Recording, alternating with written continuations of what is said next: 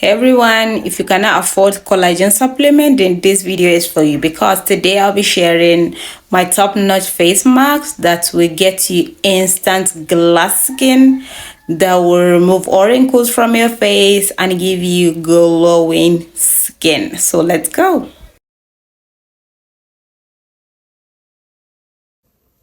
So our first ingredient is milk. Milk contains lactic acid, which help in exfoliating our skin, fighting aging, brightening the skin, and then cleansing our skin.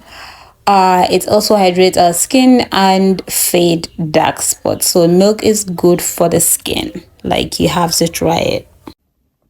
So put that in there. It depends on the quantity you want. We are just making a small batch.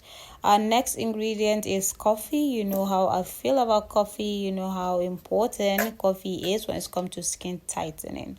Then our next ingredient is turmeric. Turmeric too is very good when it comes to brightening, fading dark spots, anti-aging. And then our last ingredient is honey. Honey is good for hydrating, removing dark spots, brightening, giving you glass skin. So honey is very, very good. Then we are going to dump some little water to make the paste pasty, to make it more watery, to make it runny. Sorry.